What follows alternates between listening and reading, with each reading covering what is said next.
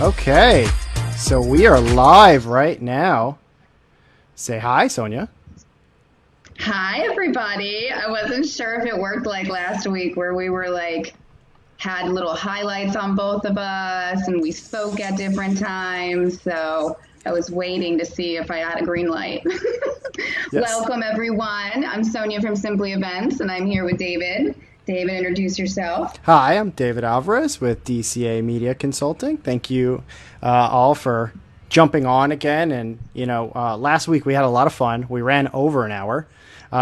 We had that much fun. And so we wanted to do it again and see if we can help some more people and, field any questions that you have or anything like that. So feel free during the live video. We're going to talk about some topics, but if you have any questions or if you have something specific that you want us to cover, just go ahead and write us a comment and we'll get to your questions. Fantastico.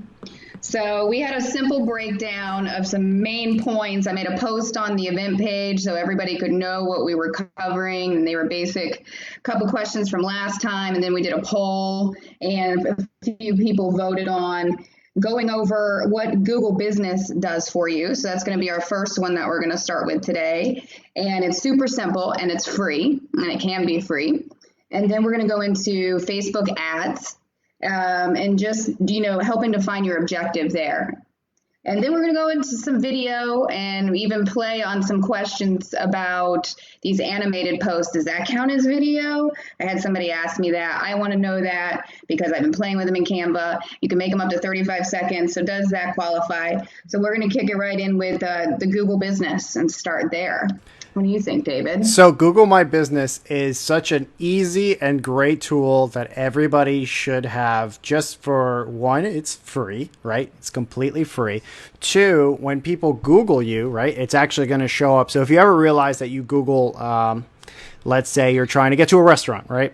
Remember when we used to go to those? That was fun. But yeah, so let's say you were going to go and you Google a restaurant, right? And you show up and all the information would be on the right side or it'll pull up in the map view. That's because that's a Google My Business listing. So that's something that you should definitely have.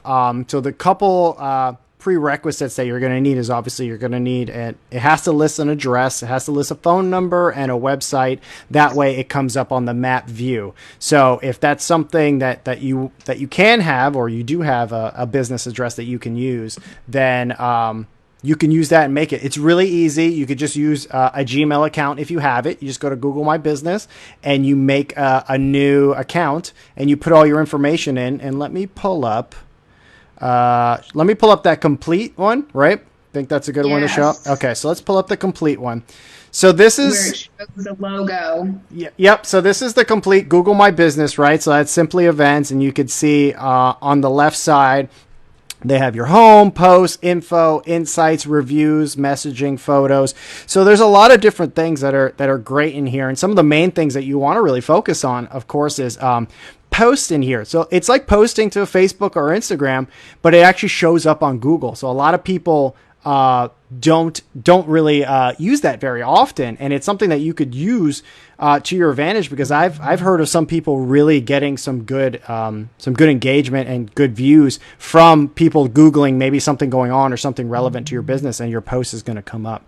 Other things like obviously your info and everything like that is super important. And then the next two, there are insights and reviews, which insights will tell you, we'll kind of give you a little bit more of a breakdown there, but basically it's telling you how your search is coming up, where your people are searching from, where they're coming from. And then reviews are obviously one of the most important things, I think, at this point is you have to have reviews on there and let someone be able to review and answer the reviews. Right. Participate in your page. It's another platform, but basically this is your Google SEO that you're plugging in. The second example that you have there, Dave, is basically I looked up Simply Parties. So I knew Simply Parties didn't have a verified business page already. However, my SEO pulled it about 4 down on the Simply Events page. Yep. So I have it So now. Yeah, I have it up. Your Simply Party. So you could see it's actually right down the middle of us, but you could see Simply Parties. Right. So you could see exactly how it came up and everything like that. I'm sorry, I didn't mean to interrupt, but I just want to make sure you knew I was pulling it up. Go ahead.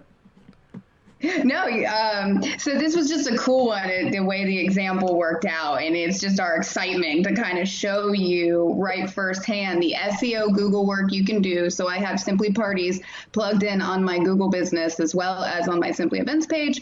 And then I don't have a verified Google business. So that's why you see it didn't pop up like the first example with a logo and pictures, because I have control of my Simply Events page. So the SEO is at work for Simply Events, and this is what's going to happen if you do not have a Google business. This is what it's going to look like. You'll be in a search bar. Now you could be the number one because your website has great SEO, but it shows the example of why you need to verify that Google page and activate it. So let me pull this one down. We actually have some questions, and I'm about to get really fancy right now. Hold on. Oh. So we have a question from Lori as we block Sonia's face. Let me make that smaller. Okay. So she's asking, what if you don't have a business address?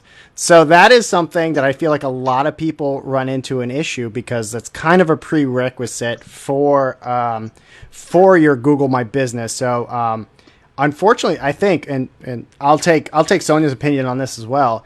The short answer is, if you work from home, it's going to be tough because you may have to list your address unless you can get like a virtual address, because that's kind of one of the things, because it wants to pull it up on a map. What do you think? Have you run into that before, that maybe someone's asked you about that? So you have, and actually when I was looking up into all of this today, when you go into Google My Business, the actual page, don't end up on a landing page, because I did that on accident. This is a FAQ question, and there's 4 options. You hit FAQ and it's going to go down and it says, what if I do not have an address? You still can have a Google page. Now you probably have a PO box that you can direct it to, or I believe it surpasses it in a way, but it's on the FAQ. I just can't remember exactly what it said, but it's on there when you go to become a member for Google Business. Very cool. Yeah, I mean that's just something you kind of have to work around. I know it's tough because a lot of people do work from home and they may not have an actual physical address, but there are places that you can get like a virtual address, even if it's a matter of you don't want to even field calls all the time. You can get a virtual office with a virtual like assistant basically to forward calls to you, so at least you don't have to get all these calls, and then you can have a virtual address. So there's some different things you can do out there. It just depends on what size business you are and what you're looking to accomplish, and if that Google My Business is going to fit into your business as well. Right. If you want SEO found on Google, then you can take that step. And this is just a suggestion. I know for us, when we started posting on there and for our events, it was just a no-brainer. And then when we started event management, what's great is we have that insights, like that SEO insights example. Yeah, the search to find you. Was that the one? Mm-hmm. I'll pull that up right there. All right, that is on now. Yep, so there's the insights and all the queries that people have looked up.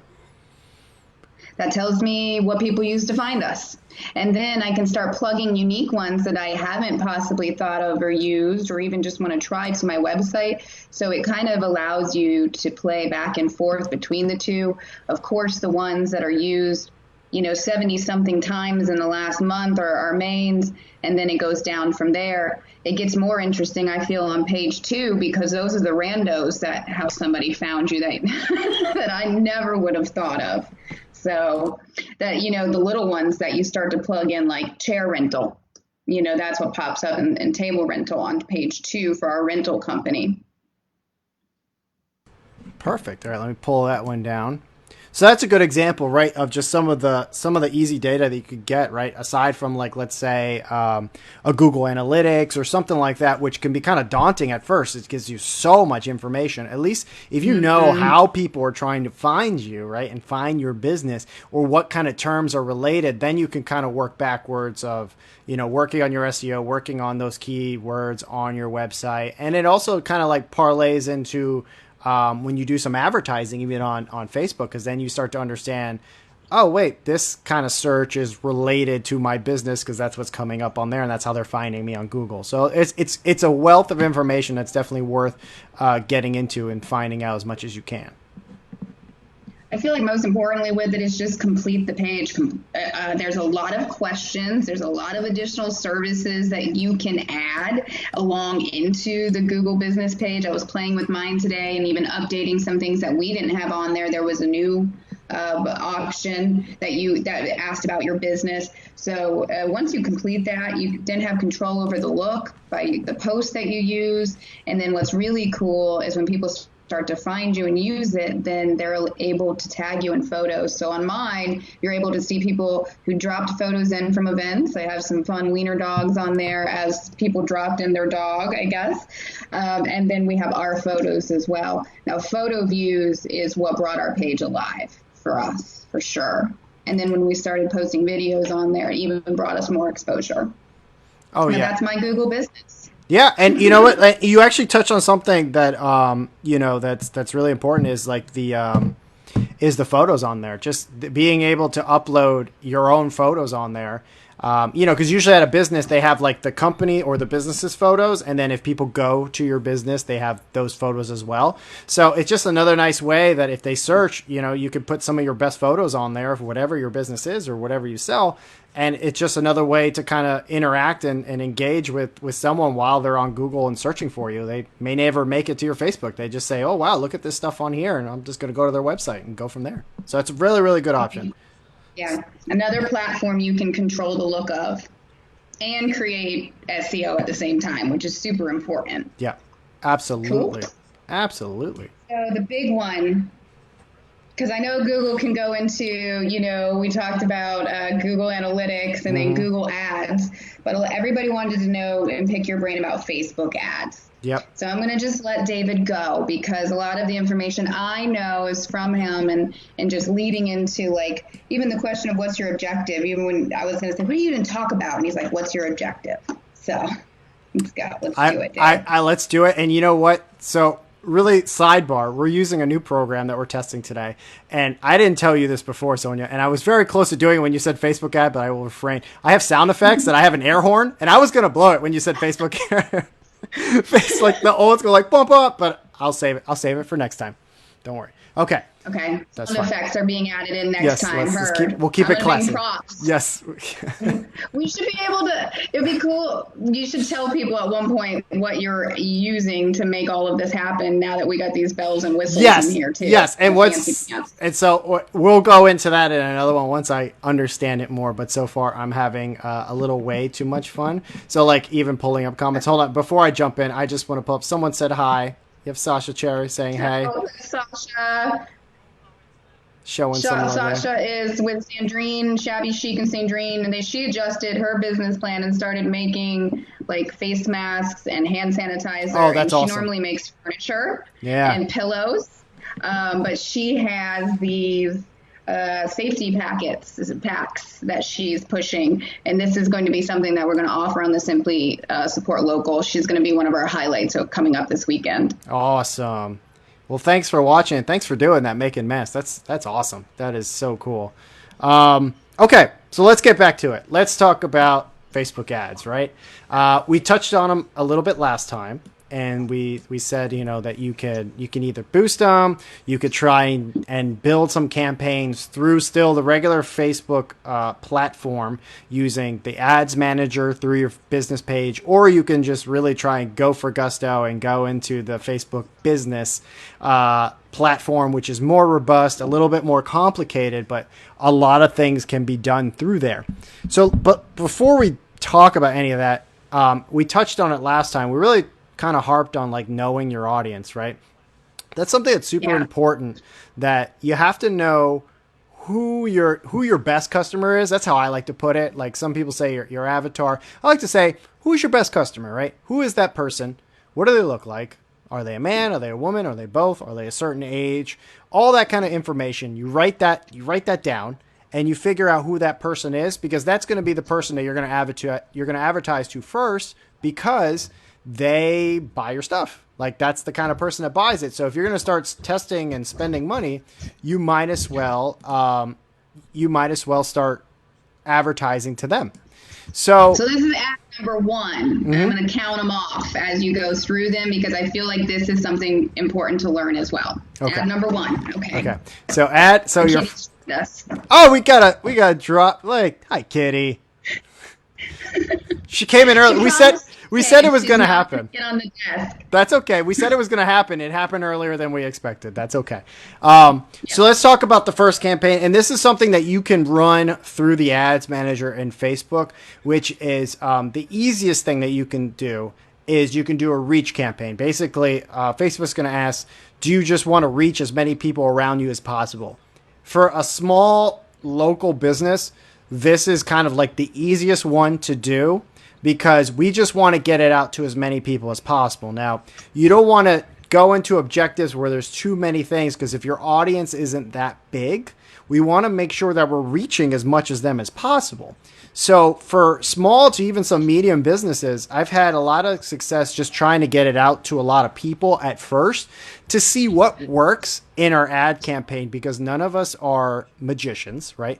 We don't know what may work right off the bat. So what you're going to do is you're going to take some ads or some posts that you already have, whether they're kind of ones that have some great engagement already or ones that you're just posting out new, and run those against a reach and see which ones get better response, right? Now, you can measure that by comments and likes.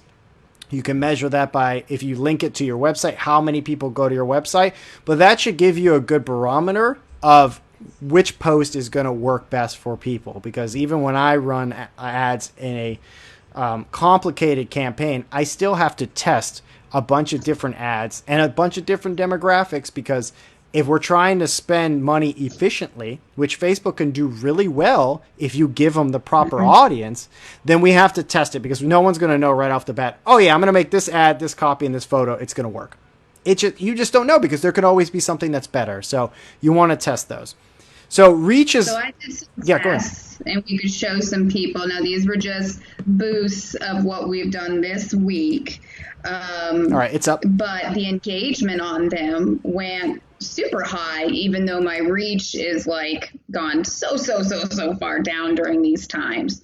But the engagement is really what I'm looking for. That's the number that counts who's tuning in, who's coming back. I also can take a look to see who is a repeat guest, if I go far enough into my insights. So just take a look. It just depends what you're looking for. Like Dave said, this was like, again, we're launching Simply Support Local. So I reached the 3 areas we're launching that in, and I'm serving the content to them just to kind of get a gauge. I'm putting some bait in the water and I'm seeing who's coming to get it. So then I can redirect with possibly an ad number 2 after this reach ad. Let me jump in because I find something that's kind of interesting here with these. So you could see the ones that she was running, right?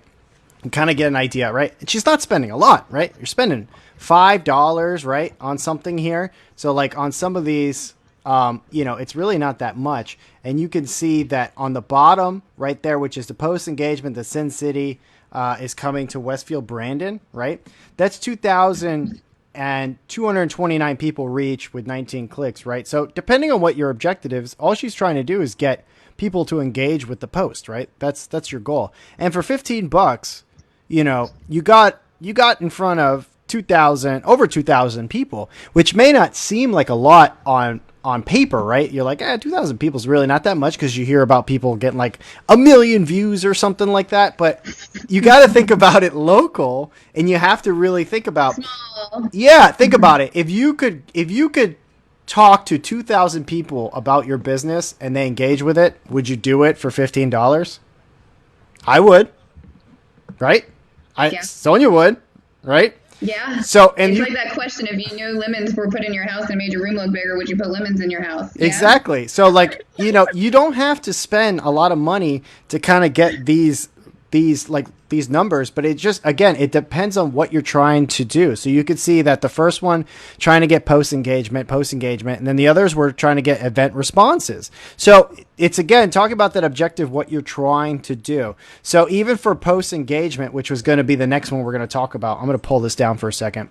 The other ad that you can run is the post engagement one, and this one is a little trick that a lot of advertisers use. So let's say you have a post that is organically doing pretty well, right? You have some good likes, you have some shares, some comments. You're like, okay, maybe this is something that I can use for an ad. That would be one that would be worth posting out and trying to get more engagement on that post, because when people will see it on there, it's social proof, right? So think about your experience when you go through a platform. If you see a post that has a lot of likes, a lot of comments, a lot of shares, you instinctually stop and you're like, whoa, I want to check this out. Yeah. Why is this so good? Why are people looking? I don't want to miss out. Fear of missing out. FOMO, right? FOMO is real. So if you have something that already has some great engagement, you could put $5 behind it to get some more, right? To get some more engagement behind it, and then use that post again for a different ad for, let's say, trying to get people to your website, but it keeps all those likes and shares and comments, right? So people have been doing that for years since the Facebook platform has been around, because they know that social proof is really important, and it's such an easy way to do it. So they even if they're making a campaign at first from scratch, they'll make a campaign, right, with an ad and AdWords. Maybe they'll test some of the image, some of the copy. Let's say they get their winner. They'll do a engagement campaign to try and get as much shares and likes on comments on it. And then they can use that post again for another campaign with a different objective, whether that's trying to message your page or trying to get people to your website or click off to there. And they just perform better because now they have all these extra engagement on there. And Facebook loves engagement. They love engagement. They used to have it. They don't have it anymore. It's called something else, but it's the Relevancy Score. That's what it always used to be in the ad manager. Now it's called something else. Same idea. Facebook gives your ad a score. It's an internal score.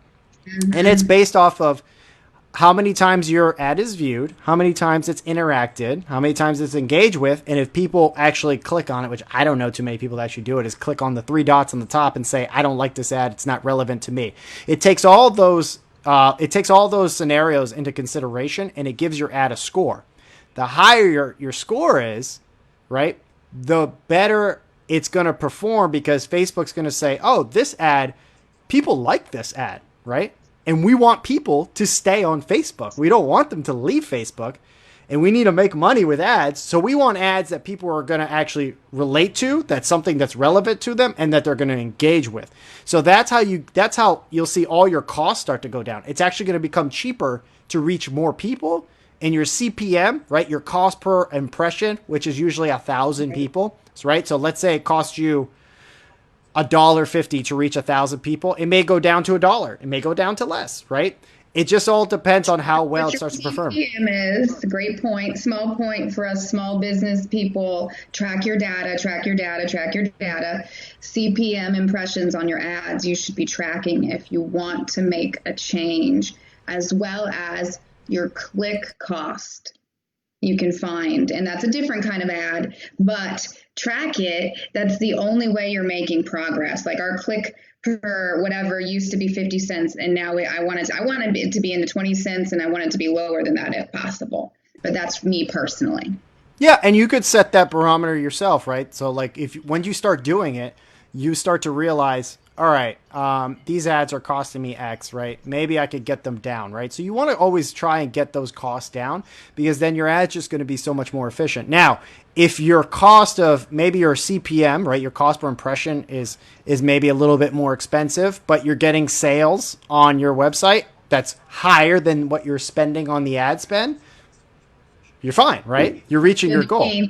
Right. So like, you want to talk the other term is like your return on ad spend.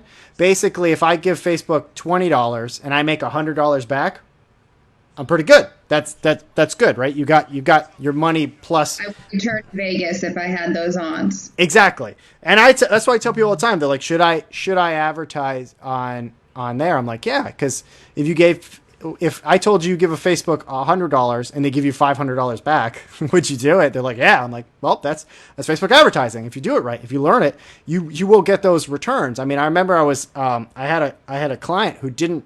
His term was like, this is all like magical mumbo jumbo. That's what he said. He's like, I just want to know what my return is. He's like a super staunch businessman. I just want to know what my return on ad spend is. I go, okay. So we did the math, and his return on ad spend was 2,200% return on ad spend. 2,200%, 2,200% return on investment. And he's like, oh, yeah, okay, we're good. So, that's the kind of stuff that you can get from here. And that, I'm not saying that you will get that right off the bat, but once you start doing these and understanding your audience, understanding the platform and seeing, what works for ad images and copy with your specific audience, you will get great returns on it. And the whole idea for a business is to make some revenue and make some money. So this is somewhere where you can do that and not have to spend a lot of money doing it compared to other outlets like TV or print or something like that. This is still, to this day, even though it's gotten more expensive over time, still the cheapest way to advertise for a local business, bar none. I'll say it every day. So our best posts, because people want to know, okay, what is the best post for us, right? Boomerang stories. I can put very small amounts of money behind Boomerang stories, and they go very, very, very, very, very, very far and reach all sorts of kinds of people. Yeah. And I know a lot of business people who are watching love Boomerang, especially a couple of the ladies here. So know your strengths, right? Mm-hmm. And then the other one is for us, when you talked about that post that creates a lot of attraction. For us at Simply Events, it was always when we created the event page. That event page would post on our main page and would have tons and tons of likes. Now, we would just keep that post alive. And like you said, it creates that FOMO. So I'm sure everybody has that post out there. If not, go find it on your page after this. And then also, what is the number one engaged post on both your Instagram, your Facebook, and your stories, and then remake that and put an ad behind it in a fun way. You're absolutely right. And if you don't have an ad that may have that much engagement, then maybe it's worth doing one of these first campaigns for just post engagement and get it out there. If you know, a lot of people will get discouraged when they first start because they don't have that much engagement, and it's really hard. And we touched on it last time that, if you're just getting into this now, unfortunately, Facebook, the way it changed its algorithm is, it doesn't give that much love to business pages anymore because it's trying to make the connections more your friends and people like that. So you stay on the platform more because they don't want people. Groups. Yeah. So now they're trying to push the groups. So, you may get discouraged at first. Maybe I'm not getting enough engagement because I just don't have that many followers. Well, you can just run an engagement ad and you can start getting some engagement then. And the good thing is, even if you're running an engagement ad, you can start getting followers from it because if people really like it, they will go to your page and like it. So it's always great just to get your stuff out there as much as possible. And Facebook is pay to play. So, but you don't have to pay that much. Admission is still low, even today. Even if you see, you can show previous COVID-19 ads, I was only spending $15 to $25 to get the same, a little less percentage in engagement before. But the previous, now I'm getting even more engagement. However, I'm having less followers come to the page. So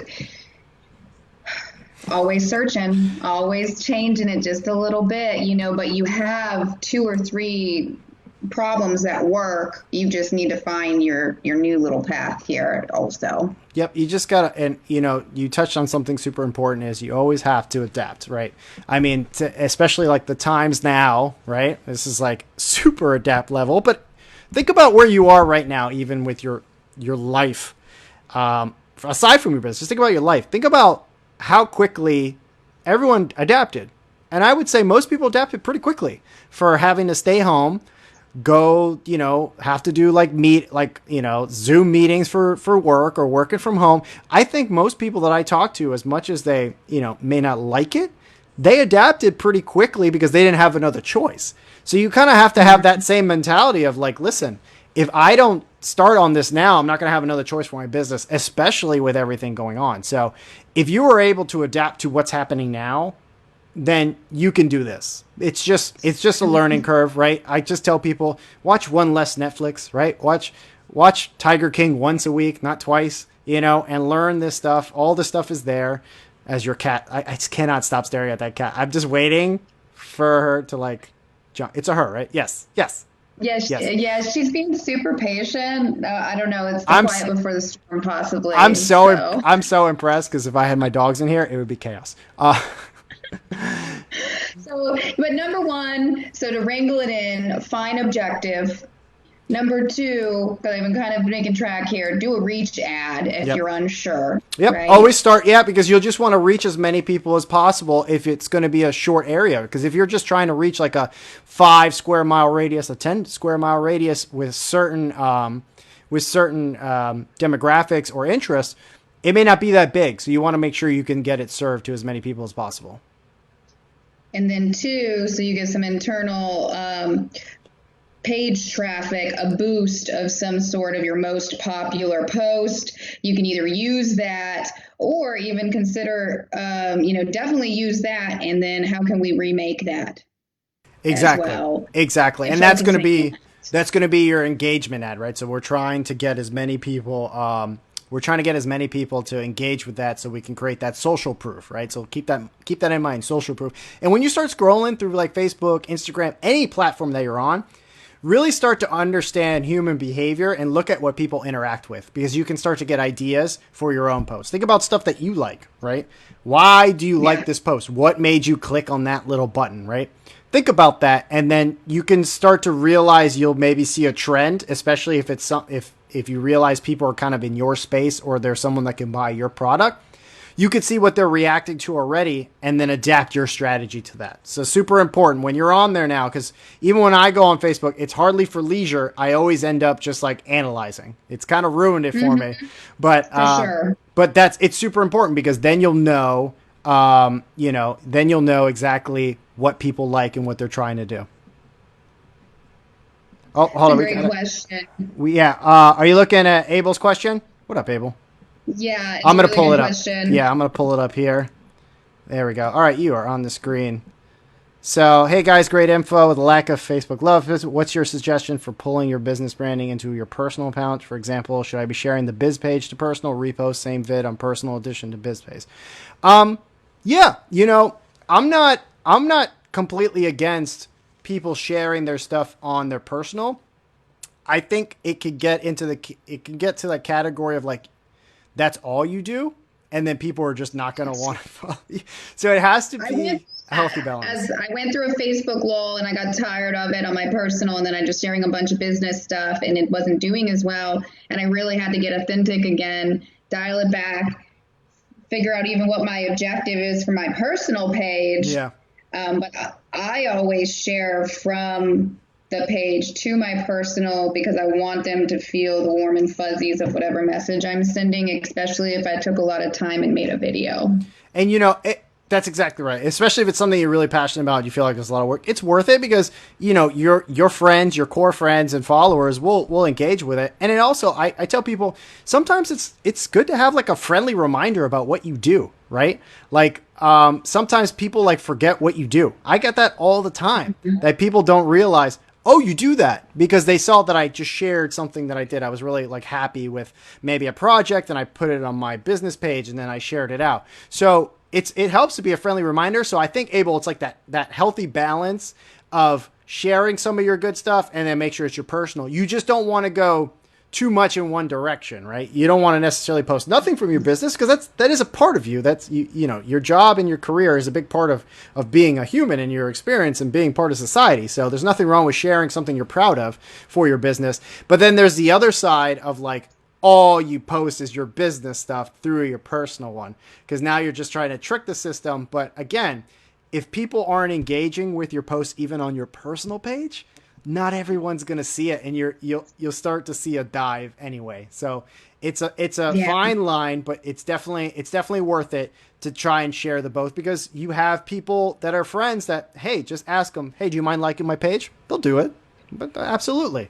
If they're not, then they're not your friend anymore. Get rid of them. No, I'm joking. But Like mine were texting. They're like, "What are you doing? You know that video thing you said you're going to watch? yes, That's what I'm about ready to start. I'll talk to you in a little bit." that's what I'm going But to do. I have been dragging my friends to events for 6 years, so they're seasoned. Yeah, so they know the deal. And I'm gonna pull up. So Lori actually had kind of the same question here. She said, "How much personal stuff should we share on Facebook?" So on your business page. So kind of the reverse. How much personal stuff should you share on your business Facebook page? I would say kind of the same idea, right? And I'm actually curious, Sonia, for your take on it. But I think a little bit of your personal life on your business, the reverse, what we were just talking about, is great too, because we also want people to know that you're a human, right?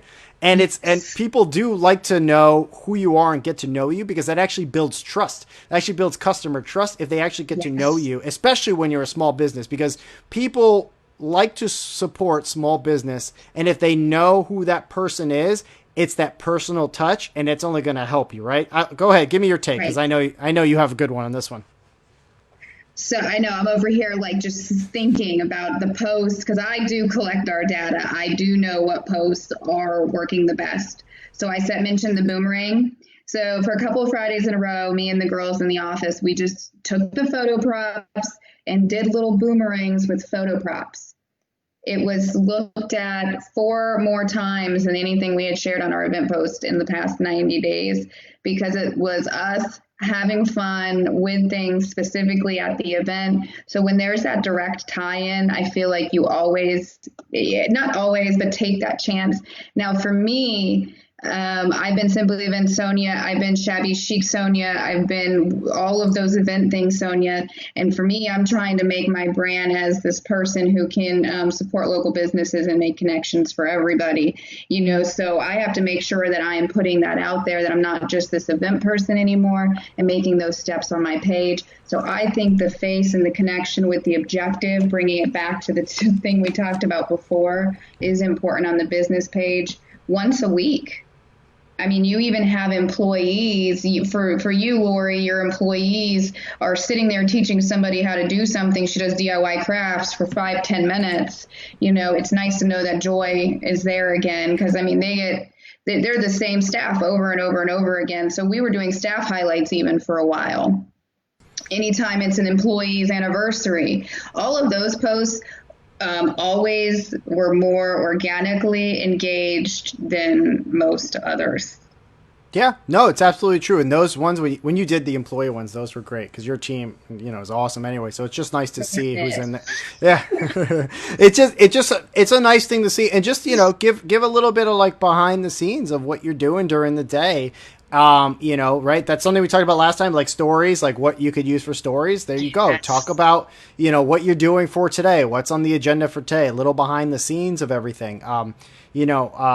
I have a photographer friend who's down in Tampa. She took like the photos of my son and my wife when she was pregnant, and she does like, a killer job of that, because not only is her content like just on fire all the time, but her stories every day, she is posting what's going on today, who's getting photos today, here's me in action doing it, here's the kid, it's like every day there's stuff on there, so you really get a sense of her personality and what it's like to actually work with her before you even go in there, which is super cool. I think that's awesome. So that's something that anyone can do. It just depends on your personality, right? Some people have no problem sharing more than others, and that's okay.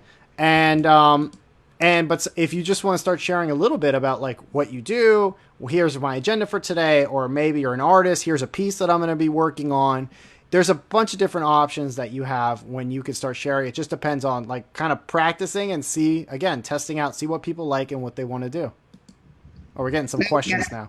I know they're coming in now. So I would like to use a friend and somebody who's going to be on the Simply Support Local platform, the Cake Girl, as an example of a unique way to post your product and also do something unique, engaging, different posts that she even adds in. So she did this take-home cupcake contest. She then just made a video of it, short and long, and then it just went further and further and further, you know, and then she had media coverage of it just from tagging people in the posts and things like that.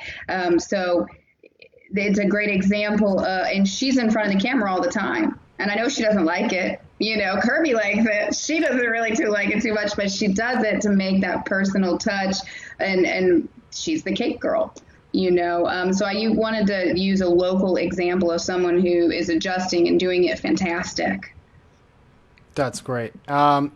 Should we jump into these two questions real quick? Yeah, let's do it. So I'm going to start. We'll start with Wendy's question. She says, I'm terrible at posting content for my business page other than product photos. Do you have a list of content ideas for makers and artisans?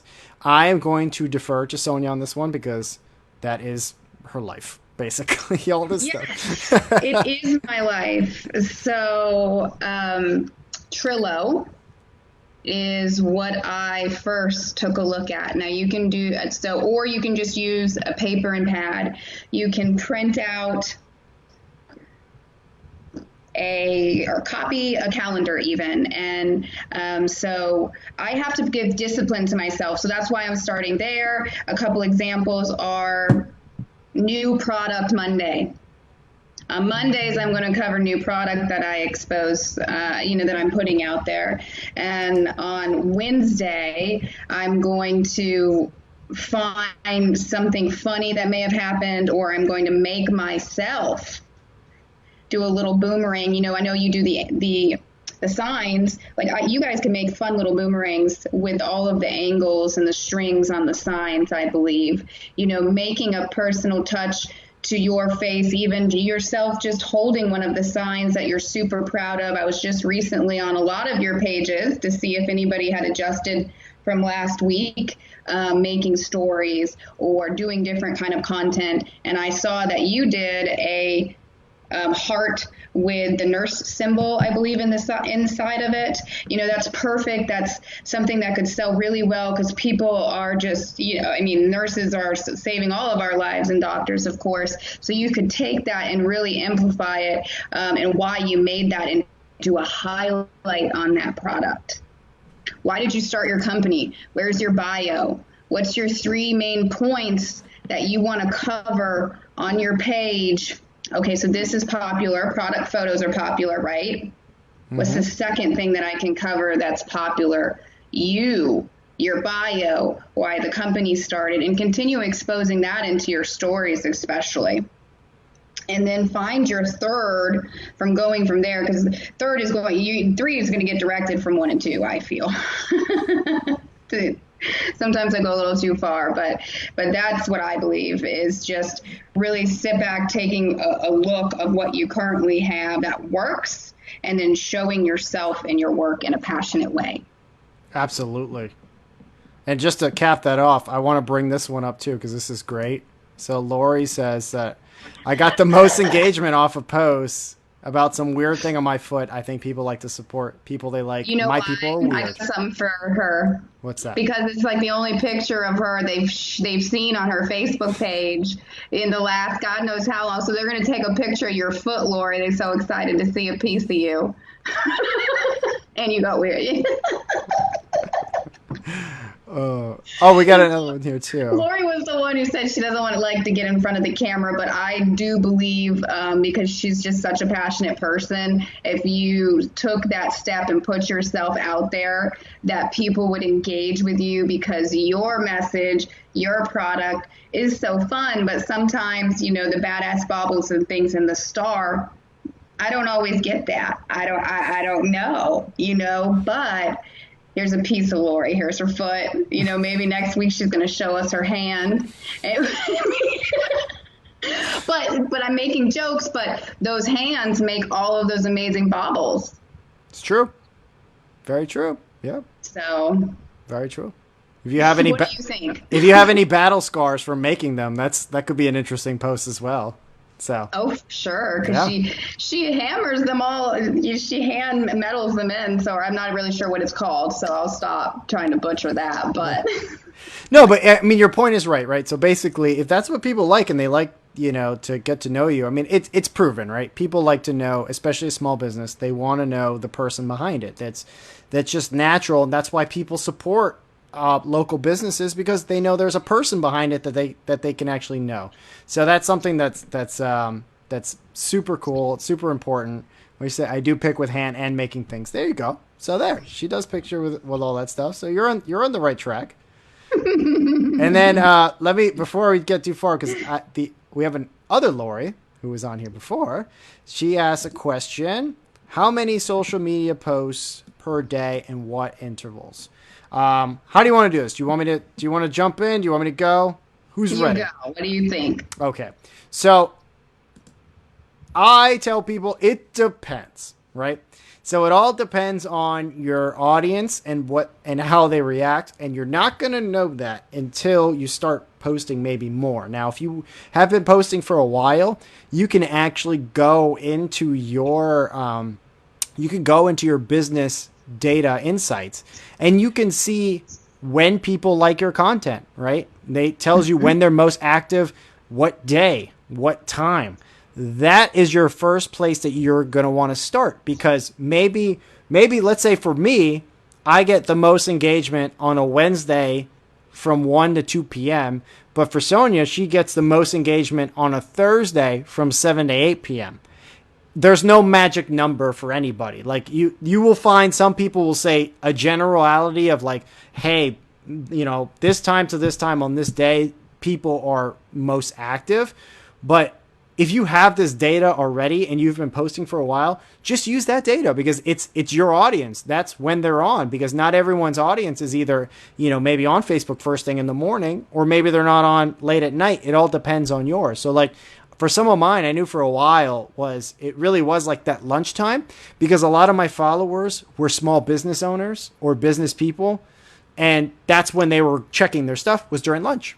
So it made sense. It makes complete sense when you look at it, but I actually have data to supply it. So I would tell you, Lori, go in there, look at your data, look at your insights, see how your current audience is reacting, and then start testing those times. So if there's like a couple different days or a couple different times that seem to be higher engagement, do post for those. Schedule them ahead of time and try those out, and then come back and look at the insights and go from there. And again, it's not a bad idea to have like 2 or 3 different times or days that you're posting, just because you never know. It's not going to be an exact science. But if you could stay around those days, around those times, and that's when you're getting the most engagement, I would just roll with that. There's no magic bullet for it. I'll just tell you that right now. But if you can get close enough, that's where you're going to find it is through the insights. I think it's great at making days as well for certain things, or like even like we sometimes would create a hashtag. I know it's not always recommended, but Sunday nights was up next Tampa Bay. And it was a great way for us to be able to highlight just all events, not just our events, but interesting events we thought and make a plug into it. Because when we're simply events, we want to look like we're the event enforcer. So then we figured out like little core posts that we could do weekly that people could follow along the way. So then we didn't have much of an audience at night, but when we started the late night series, all of a sudden our audience started growing 2 hours later. So then we'd share your videos from late nights in between 7 to 9 o'clock because that was who we were trying to reach. And all of a sudden now we're getting a later audience because of these videos. The most important thing, if you're not looking at your information and your data and your insights, this is very hard for you to find your way. So I encourage everyone to just start a simple Excel. You don't need to figure out how to do any fancy schmancy anything, or just look at your insights on Facebook, see what they're engaging with. So insights is so, so, so important when you're wanting to make a change on any platform.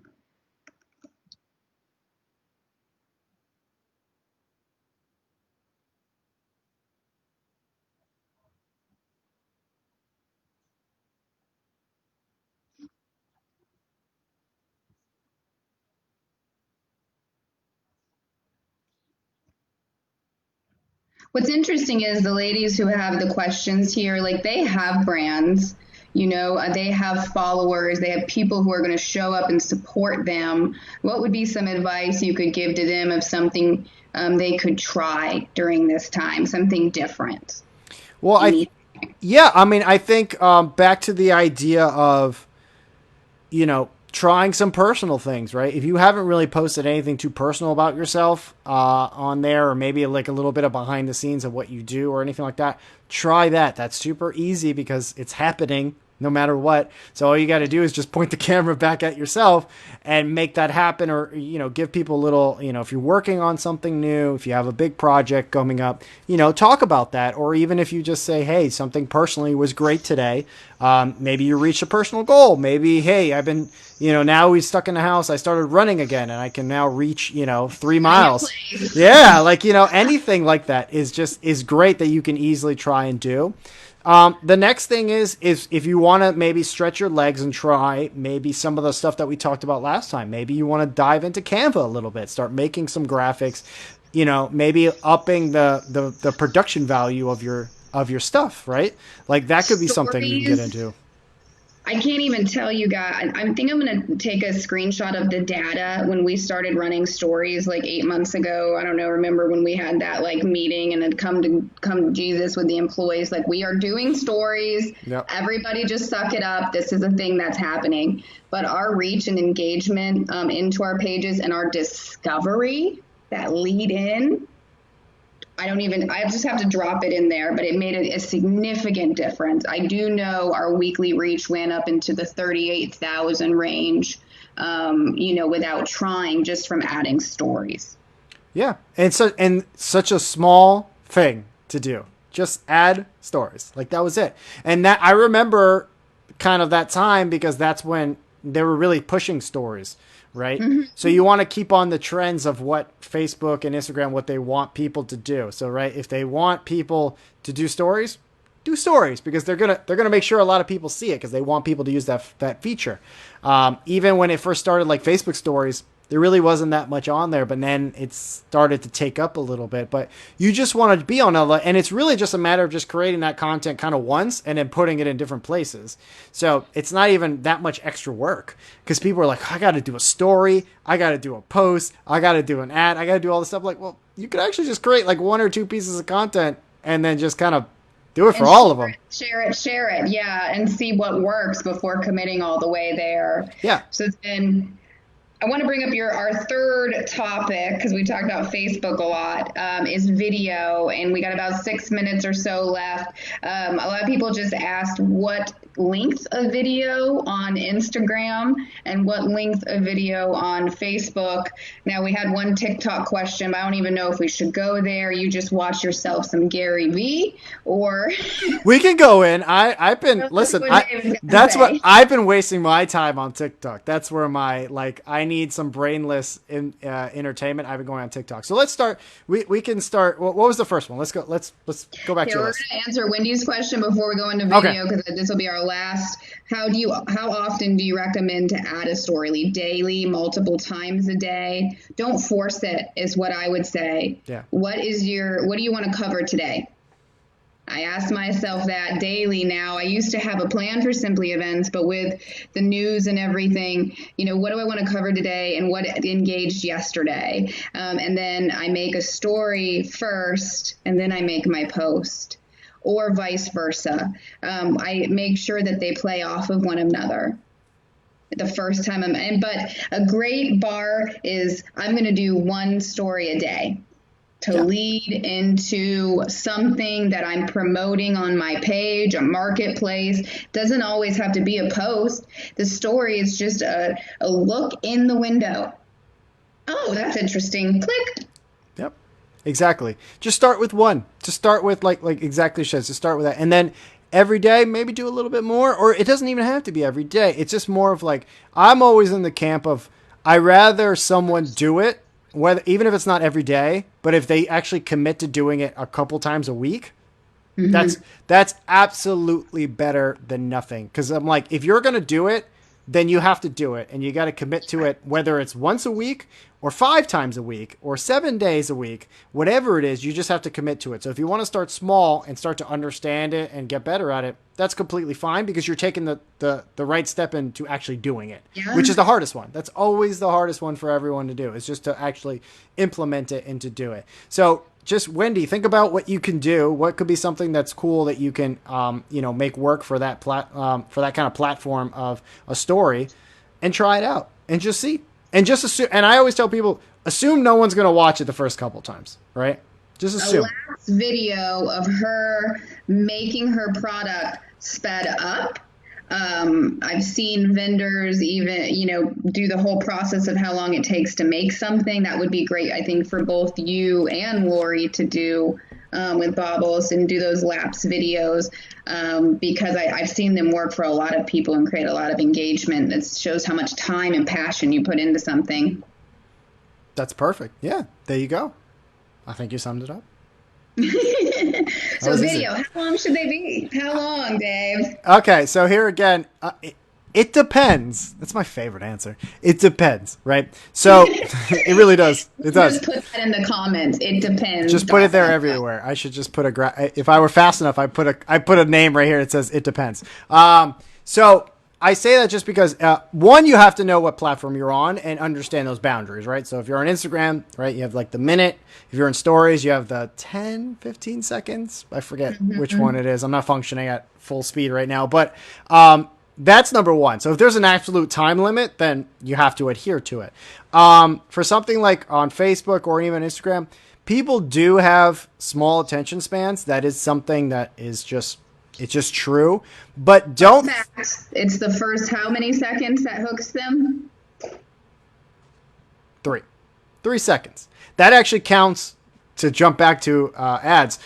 As a video view, which you can do as an ad, that's what counts as one video view, is 3 seconds, which is not much. But in Facebook, that's eternity, right? That's an eternity to actually stop scrolling and watch something for 3 seconds. That's why they count it as a view.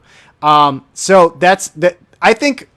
You bring up a good point. I think it's more of not necessarily how long it is, but what is the video about and what the first 3 to 5 seconds look like. Because if it's not something that's going to make someone stop scrolling, it doesn't matter if it's 15 seconds or 15 minutes, right? Because if you can't grab them right off the bat, then they're not going to watch it. So if you're just starting out with video, I would say make your life a little bit easier and keep it short. So if you're doing a Facebook, 1 to 2 minutes if you can, under 5 if you can, depending, because I know some people, like you said, if they're doing like a video of them showing how to make something, even sped up, could still be a long time. If you're on Instagram, keep it under a minute, right? Even though you could do multiple videos, they could scroll to it, or you could do IGTV, which then you open up a whole unlimited of how long you can do it. But just keep it shorter, just to make your life easy. And then see what happens when you start doing longer videos, because I know people that their longer videos have better engagement than their shorter ones. Right. So, and then somebody submitted this question, and it's like, I definitely want to know, because you can make GIFs now in Canva. Canva makes it really easy for you. And you can actually decide how long you want those animated photos / GIFs to be. Does that count as a video view? Yes, because I think on Canva, especially, like, none of them are going to be shorter than about 5 seconds. So right. that will count as a video view. But remember, the thing that's important with those two is it actually repeats it, right? So it puts it on a loop. So even though it's only 5 seconds, they could be watching it for 10 seconds, right? And here's something that Sonia really hit on with doing those. And it's something that I've been doing as a hack for a while. And I feel like now people are starting to find out. I'm like, oh, now people know. So even when you start to do those, right, it counts as video, right? So one, Facebook prefers you do video, because they still prefer that people post video. So that's one, because it could be a video. So like you said, you can do a GIF, like the GIF, or you can do, you can export it out as an MP4 too. So like a little 5-second actual clip. So that counts as a video. So that's one. Facebook likes video. That's number one. Number two. Great for stories. Great for stories. Great for stories. Boomerangs are also 3 seconds. Yep. Video view. And they're great for ads. And let me tell you why. Because when you post something for an ad, if you use a graphic for an ad, it can't be 70, like it has to be less than 30% of it has to be, can't be text, right? So they don't want like a graphic with like this, just all text and your picture somewhere in the background, right? They want it to be with as the least amount of text as possible. But that doesn't happen if you have a video. So what happens is I have sometimes clients that all they have is like they want to share this graphic. So I will turn it into a video, either just by itself or add some moving images in Canva really quick.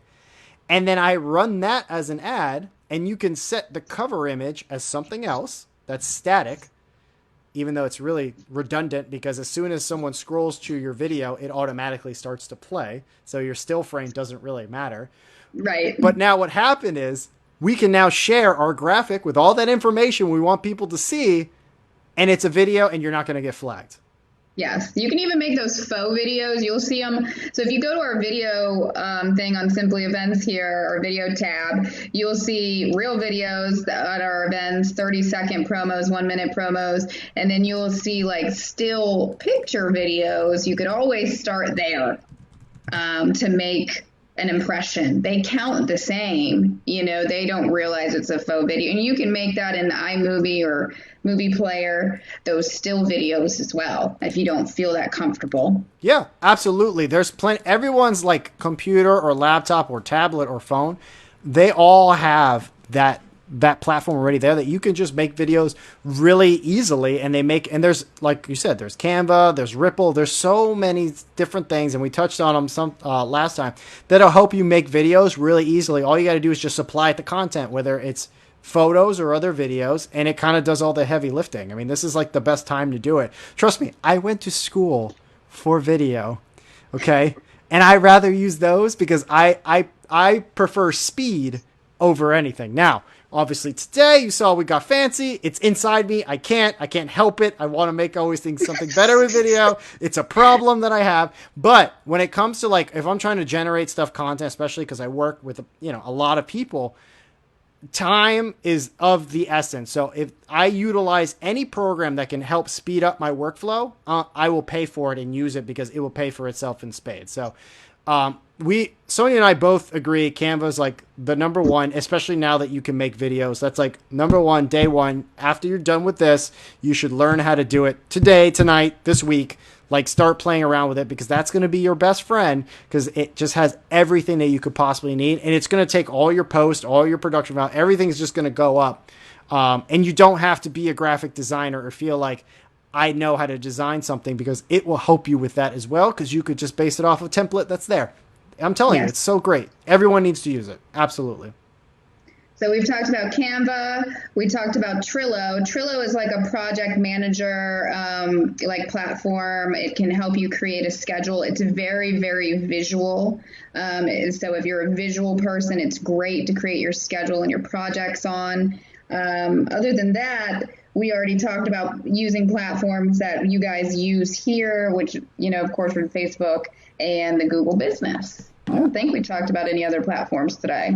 Mm-mm. Oh, well, if you wanted to, because I know someone mentioned, I could jump into TikTok really quick because I really feel like I'm starting to understand it, even though I'm like an old man on there compared to the rest of the ages. But, TikTok for business is something that's super interesting in the sense that it's a great platform for younger audiences. And that's where they're really going. But you'll notice there's actually a lot of millennial on there, right? So from like 25 to about like 35 are actually on there as well. And the creativity that is coming out of that platform, one, is outstanding.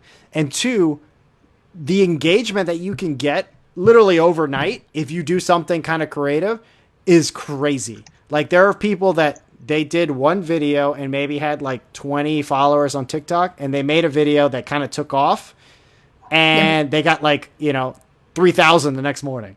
So that is a place where you can gain a lot of followers somewhere quick. They're finding singers on TikTok. People that are actually playing on the radio right now, today, were found on TikTok from radio executives. I've heard this happen like 5-6 times. I'm like, are you kidding me? So that exactly happened, right? and I feel like I can't do it now. I plug in my phone and just open it up and share it. But there was I feel like Badass Bobbles and Things Lori would have so much fun on TikTok. You probably would. It's a fun. Together. It's really fun. It's a really fun platform. But to Sonia's point, there's this one. Basically, what happens is, let's say you post a video out, right? And there's a certain audio or something that you do. People uses them. They can reuse it, right? So this kid made a song during his quarantine called "Bored at Home," right? And he's a rap. Have you seen this? You've seen it? Okay, because everyone's doing it. Everyone's doing it. So this kid just literally, he's like hitting his fist, snapping, making a beat, and rapping about how he's bored in the house, right? It's bored in the house, bored in the house, bored. That is that's the hook. Eventually, it started taking off. So what happens is people took that audio, and TikTok makes it really easy. You could take that audio and then make your own version of it. So then everyone started making their own version. Like you see celebrities making their own versions of Bored at Home. And then I'm listening to Spotify yesterday, and I go through always like the new releases of like what's based off of me. And here comes a song from Tyga featuring that kid.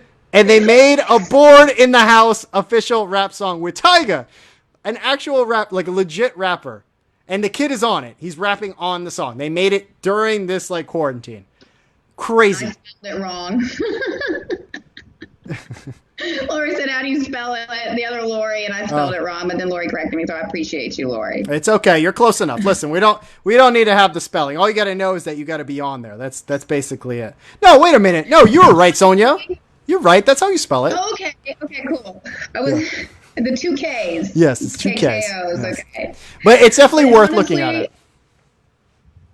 Tune into Gary Vee on the TikToks because like he's the one who's really opened my brain towards it. He just hammers it in there, the importance, and like you saying that example right there is just another reason why we all should probably consider it and take a look at it. Yeah, I mean the biggest influencer on TikTok is like I think she's like 13, 14, maybe 15. She's young. She's super young. And all she would do is just do like choreograph like dances. That's all she did. And people would just love them. And then they try to do those dances. And so she has, I think it's like 30 million, 40 million followers on there. She's 15 years old, 16, maybe tops. It's crazy. And she has her own, she has deals. She has sponsor deals. I mean, like obviously as a business, it's probably not going to happen, right? But you could just see how quickly you can go from zero to something or a couple thousand on that platform just because that's the way it is. That's just how that platform is at this moment. Will it be like that 6 months from now? We don't know, but you might as well jump on it if you can. And especially if you're creative, which I feel like, Sonia, a lot of your crowd is creative, right? Just from the nature of their work. So much natural content. Oh my God. If I could have half your photos, half your even the inspiration process is content for you guys. If you print something, I was sitting here thinking like Motivational Monday, every Motivational Monday is a different bobble or a different sign from Wendy's shop. Yeah, there you go. So there's different ways. You just got to tie in, and TikTok is like that because I'm like, oh, what am I going to post there? So now I'm going to have a TikTok by the next time we do this. You should. You absolutely. And keep in mind, remember, utilizing content and sharing it. When you post on TikTok, you can save it to your phone, and then you can use it on Instagram and on Facebook. And TikTok was smart about it because what they did was it has a bug that says TikTok and your handle, which isn't a bad thing because then you can start sharing your TikTok, but you can use those videos that you can only get from there because everything that you need for TikTok to create a video or try to jump on these challenges or trends is all in the platform itself. Like you don't have to have anything extra. Everything is in there. They have graphics, they have effects, they have everything that you need to create these kind of really fun and cool videos right in that platform. All right, we're doing it. Somebody's creating a TikTok. I think we covered pretty much everything. I think so. As a quick wrap of things, so you know what to do with Google Business if you care to go there. Basically, you're just enhancing your SEO. With Facebook ads, it's really step 1, finding out your objective. And step 2, making reach, getting that reach. Step 3, adding in some boosts here and there as your reach begins to evolve. Insights. Know your data. Or you're wasting your money. Know your numbers. Yep.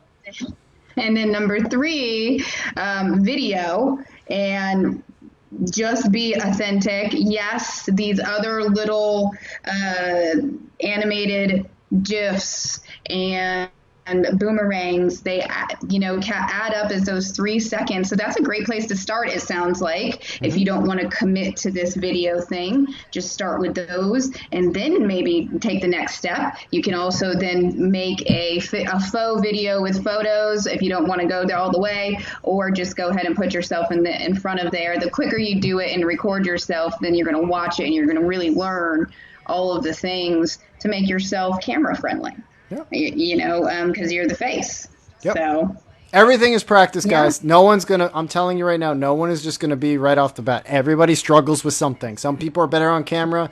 Maybe they're not great at writing. Some people are great at writing, terrible on video. It just depends on what you are. You play to your strengths at first. That's kind of something we talked about last time. Play to your strengths, and then try to learn something new. And I promise you, the more you do it, it'll naturally start to come with you. You just have to start. That's number 1. Is you just have to start. Challenge accepted, Lori. We will both make a TikTok. There you go. Whoever video goes further. No, I'm just kidding. It's on the screen, so you have to do it now because I put the comment. So I by the next time we do this, I need a TikTok from Sonia. I need one from Lori, and we will play them here. Everybody on here, like if you've listened this far, you're dedicated. Try a story. Mm-hmm. See if it makes a difference in your reach. See if you're reaching a different demographic. Like, just try a couple of them. And then try taking your brand and making a different style post with it. Exactly. Oh, she said done. There you go. Challenge accepted.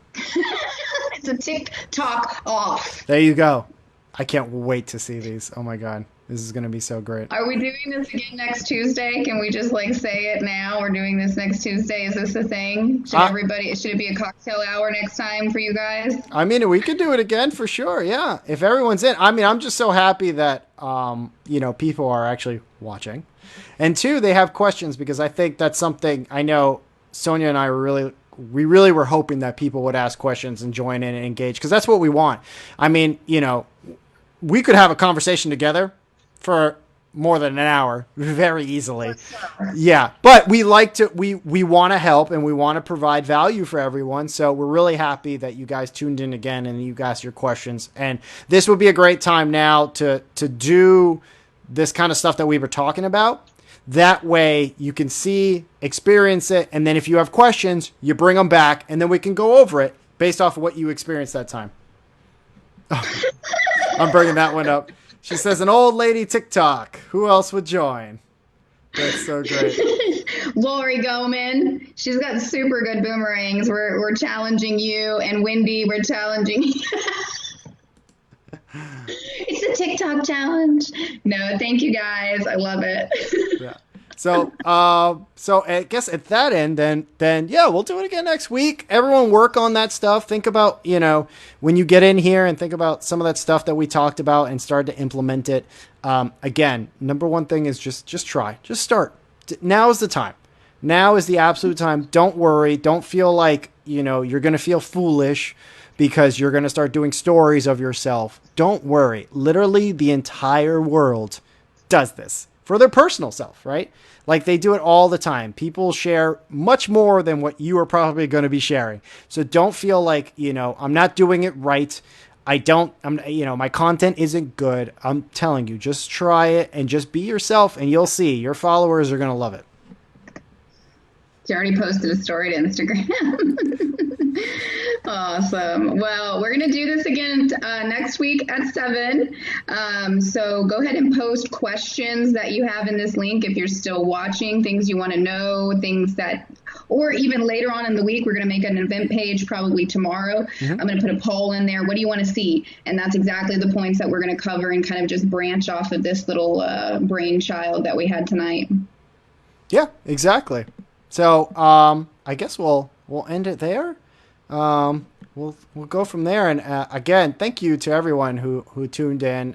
We really look forward to doing this again with everyone. And bring your questions next time. We're going to keep bringing you as much information as we can. And I personally had a lot of fun, I must say. This is like the most interaction I've had. That's why we just keep talking, because we're like, well, do you sure you guys want to go anywhere? Do we just want to talk now? I just want to keep using this. I didn't even get to put our titles up, and I feel like I missed that. But I can't do it now because it's going to go over your face. But hold on, I'm going to do it anyway. Here we go. Oh, there. Oh, yeah, there it is. Oh, we'll bring it down.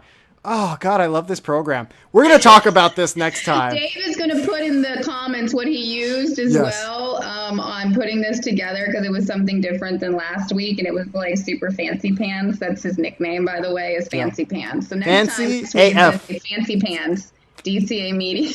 Fancy AF. That is me to the umph degree. And again, just to end it on this note, because talking about this, again, I'm passionate about this, right? But I also saw the opportunity that we had to adapt. And that's something that Sonia and I talked about when we started doing this, that both of our businesses needed to adapt in this current scenario where we don't know what's going to go on. So I dove right in and spent a couple hours trying to figure out what was the best. Last week we did Zoom, right? Because that's what everyone was using. And then I said, I personally like a little bit more control. I like a little bit more production. So I put in some personal time, right? Outside of work. And I looked into it and I found this, and now we're testing it out, and I'm going to try keep it better and better. So just keep that in mind for your own business when you're starting this. Find that thing that you're passionate about. I'm telling you, you will once you figure it out and you start using it, you're going to become super committed to it. Whether it's doing stories or old lady TikToks, whatever it is, that will be the thing that's going to help you the most. Whatever, that's going to be trending next week if we all Old start lady TikToks? hashtagging in old lady TikToks. You should. I expect to see one like by tomorrow morning. I don't know, but it's going to happen. There's a lot of cat videos on TikTok too. I'm definitely going to bring some more about stories next week and examples for you guys for sure, because I think that can change a lot for all of you who aren't currently committing to that. So, and it was like a really long process for me to take that commit. It's been a fight. So. All right, perfect. Well, I guess we'll end it. I have a child to go tend to. I think he's asleep. I'm not sure. We'll find out. But thank you all again, and thank you to Sonia again for doing this with me. This was kind of her little like brainchild that she said, "Hey, you want to do this?" And I was like, "Absolutely." So I look forward to keeping this going, and we have some exciting stuff in the works. I know Sonia touched on it last time, but as we get closer and closer to it, we'll let you all know. We're super pumped about it. I know I'm really pumped about getting that going. So we'll hopefully share that with you all soon. Yeah. Awesome. Thank you, guys. All right. Thanks, guys. Have a good night. See you next Tuesday.